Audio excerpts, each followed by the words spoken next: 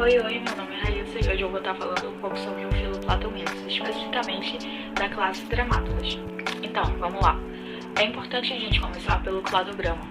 Mas já isso, o que é um cladograma? Calma, um cladograma, de uma forma bem simples, ele pode ser comparado com uma árvore genealógica, só que nele vão ter várias características evolutivas. Como, por exemplo, no nosso cladograma eu vou estar apresentando o filo Platomenos com as classes, e a gente vai estar falando dessas características até chegar na classe Tremátoda. Então, uma das primeiras características foi a questão de órgãos endolécitos, glândulas de Merlis e rabdículos lamelares.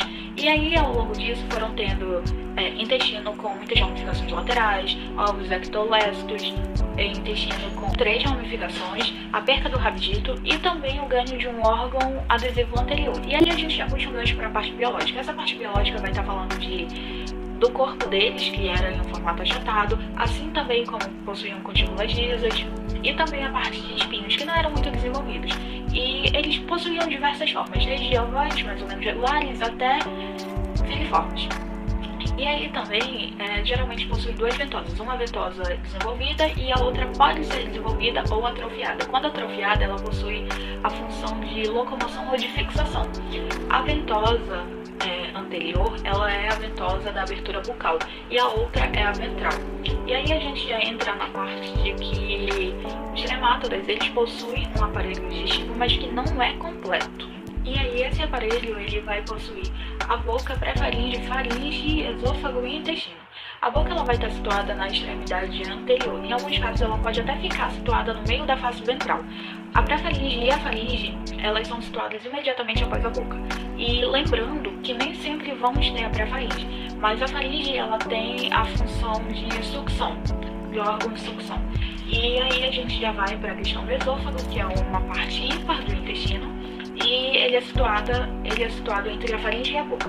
E aí nisso, ele geralmente possui uma bifurcação e é constituído de um epitélio que se apoia na membrana basal.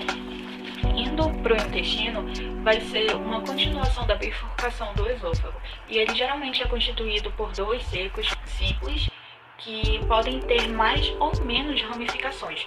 Algumas vezes os secos, eles têm uma comunicação delgada com a vesícula excretora.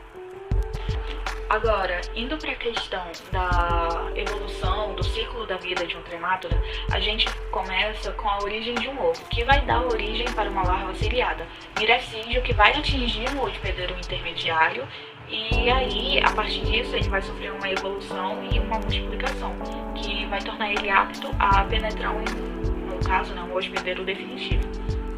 E dentro disso, eles vão estar possuindo 3 fases, que seria de esporócitos, de rédea e de cercária no final. O miracídio vai estar penetrando o hospedeiro intermediário, que sempre vai ser um múltiplo, aquático ou terrestre. E aí, no caso, ele vai estar dando origem ao esporócito. A rédea é semelhante ao esporócito, porém com o rudimento de aparelho digestivo, e tem como esporócito germinativo, que aí nesse esporócito germinativo vai se multiplicando, dando origem a novas rédeas e cercárias. Já a cercária, ela abandona o corpo da rédea por um orifício excretor, e aí vão para o meio procurar um hospedeiro definitivo. Dependendo da situação, essa pode ser uma evolução que ela pode ser totalmente modificada. Isso vai muito da necessidade. E aí a gente vai para as fases dos tremátodas, que durante a primeira fase evolutiva ele vai estar desenvolvendo a parte de locomoção dele. Na segunda fase ele já vai estar indo para a parte germinativa, a parte de reprodução, e a terceira fase ele vai estar sendo representada pelo desenvolvimento do aparelho digestivo.